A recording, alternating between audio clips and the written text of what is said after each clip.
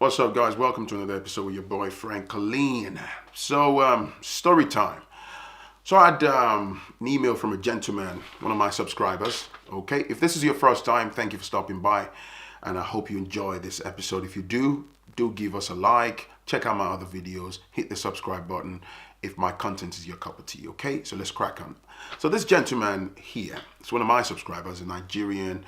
He lives somewhere in Europe. He's been away for over a decade. So basically, he gave me a quick background in that email about how his older brother, he managed to get visa himself. He got into, I think from Europe, then he migrated to the States at some point. So anyway, his older brother, he said when he got to the States, at first he had this problem with accommodation and whatnot. And he stayed with a couple of friends. Things were quite rough. So long story short, his older brother too, at the time, maybe had problems with papers or whatnot. Then he moved in with his older brother. So he said, right from the time he moved in with his older brother, he started working and making money. This gentleman was on 2-3 jobs, working back to back, and lengthy hours per day. So he said he was bullied for so many years. Like he moved to another state. He met a lady, so he moved to another state. But the older brother seemed to have so much control on him. He was pretty much siphoning money from this gentleman. So he said the brother would call him, "Oh, I'm struggling with my rent. I've got this emergency, blah, blah, blah, has happened." And because of the sort of respect and fear of how they were raised, the brother was just siphoning money. And then along the line again, the older brother managed to convince him that he's got somebody working on a building project for him back in Nigeria. So he convinced this gentleman and sent me an email that, "Hey man, you should start building. Let me help you buy a land." So long story short, the older brother was collecting money from him and funneling that money to the so-called engineer back in, was it in Anambra State or something in Nigeria, who was meant to help this guy build a 5-bedroom duplex and stuff. Anyway, this spanned across several years of giving money to his brother, and the brother, I think at some point the brother made a trip. He managed to get some sort of paper in the States, and then this other guy was yet to get his own papers sorted. So his older brother would go home and stuff, was showing him pictures, updates of things going on and stuff. Long story short, this guy spent close to 20 million naira. And so recently, he got his green card. Congratulations, if I can say that. So he decided to make a surprise trip to Nigeria.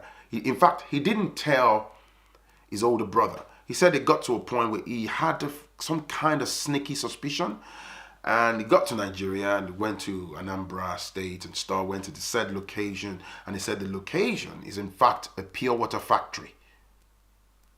Okay, and after speaking to a few people and stuff, long story short, he found out that his older brother had fleeced him for close to a decade.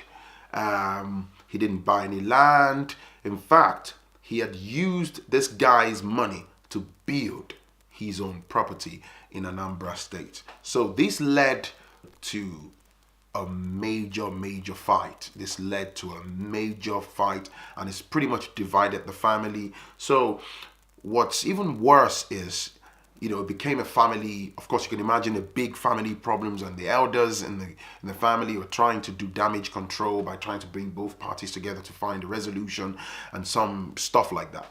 So long story short, as the meetings were going on with the elders and stuff, the worst part was this guy then uncovered the fact that his mother, their mom, was actually being part of that fraud for so many years, as well as their last born, who is his younger sister.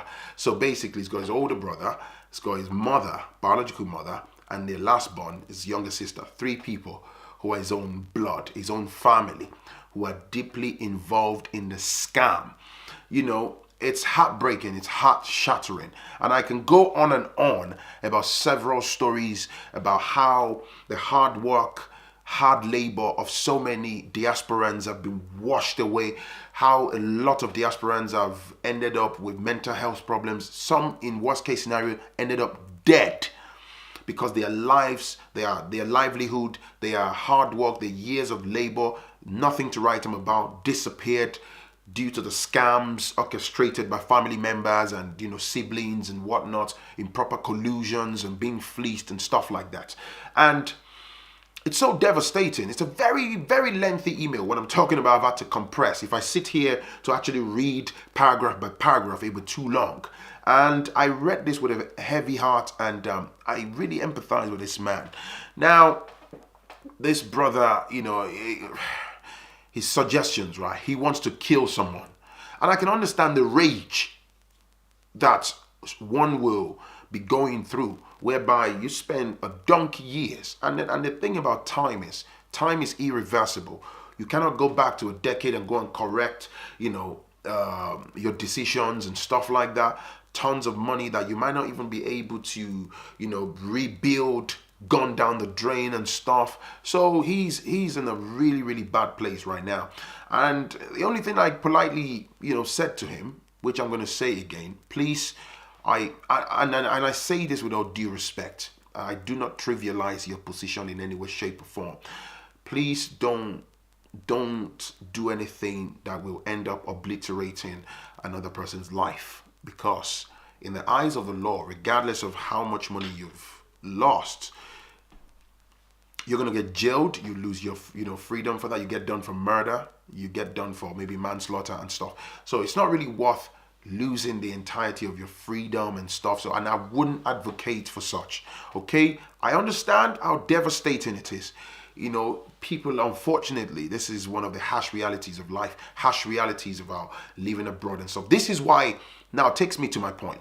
This is why I've repeatedly said in my videos, for some of you who watch one of my videos that went viral, stop giving money to your families. This is what I was, basically talking about. Don't give money to relatives. Some people, a small percentage of people are blessed. Oh, they are blessed. You might have that good older brother or sister, or maybe your parents are genuinely kind-hearted people that helped you manage your projects whilst you're abroad. A very small percentage. Even some people have friends who have been really diligent and very kind and helped them manage projects from top to bottom, and they did exactly what was required of them. But trust me, realistically speaking, the number of people that are very honest, that are kind-hearted is very, very slim. For the most part, people see money.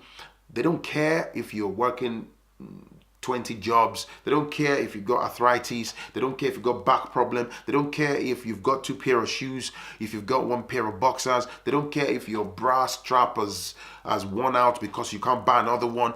They don't care. All they see is the hard currency. All they see is the means to take advantage of you, to line their own pockets and become rich. It's devastating when you see your own brother. He said to me about how he spent thousands of dollars assisting his brother in the States. This guy was working 3 jobs at some point. You can imagine. I live abroad. It's hard. Imagine you do that, you go to that length to sort of build your finance, to accumulate money so you can sort of do things for yourself. And somebody thinks they are clever and they just fleece you. They take your money, they take your efforts, and then they spit on you, they shit on you, they piss on you, and then they think they can just get away with it. Yeah, that's why some people go to, crazy extents to do some unimaginable things. So, like I say, man, it's a beautiful thing to, build, have businesses. This is going to be my advice. Let me tell you, man. It's a nice idea. Say you want to build homes, you want to buy land, you want to start building and major projects like that. Look, my advice, if for now, for whatever reasons, okay, you're not able to go back home and start on your projects yourself, look, put your money in fixed deposits. Treasury, buy treasury bonds, or what do you call them, in the banks, buy shares, fix your money at least in the bank, in Nigeria, in Ghana, in Gambia, whatever part of Africa you've come from. Fix your money, protect your funds is all I'm trying to say. Don't take your hard-earned money and dump in the hands of family. If you apply sentiments, you are more than likely going to end up biting your fingertips. This is another example. Destroyed by family members. Your own brother, your own biological mother, your own biological sister, right? A triangle of scammers who came together to sabotage you, to fleece you, to destroy you. Right? I've heard of extreme cases where people end up having mental health problems because of all these devastating outcomes. Okay. I don't know. I'm trying to pick my words carefully. I couldn't say, oh, my brother, look away from it, start all over again. Who am I to say that to you? That would be insensitive. But I hope somebody watching this would learn from this, man. Families are deadly. If you're lucky to have great families, hey, good on you, man. Because the reason why I say this is, I say families are deadly. They are first of all humans like you and I. Before you can then say, oh, that guy is my brother, that guy is my dad, oh, that's my mom. They're humans. They're humans with brains. They're humans with minds. They have the ability to orchestrate. They have the ability to be dubious. They have the ability to rob. They have the ability to lie. So they are not angels. All right? So the problem we have is, oh, because it's my mom. Oh, my mom. Oh, no, come on, man. That's my mom, man. You'll be surprised. You will be surprised. My brother, as according to your email, you said there's ongoing family, he has said he would try to pay back the money in installment of over 20 million and stuff. Hopefully it works out for you. And I would say this, finally, if you can get a solid lawyer involved, get legal advice, see what you can do. See what you can do. Speak to a legally inclined person. Don't do everything just blinded by emotions. Speak to a legally inclined person that might be able to advise you and look at what your realistic options are rather than being blinded by emotions. If, for example, in the worst case scenario, maybe you get lucky, you're able to get half of the money. I would just realistically say cut your losses, take your money, learn from it, move on, rather than being left out of pocket completely. Do you get what I'm saying? And cut ties with him, because someone like that can never be trusted. Okay? Someone like that might even plot to do something worse to you in retaliation. Anyway, it's your boy, Phrankleen. All right? I'm sorry about your experience. And I hope you get a better outcome of some sort. And I hope somebody learned from this. Thank you for watching. And I'll catch you in the next one. Peace and love. Bye now.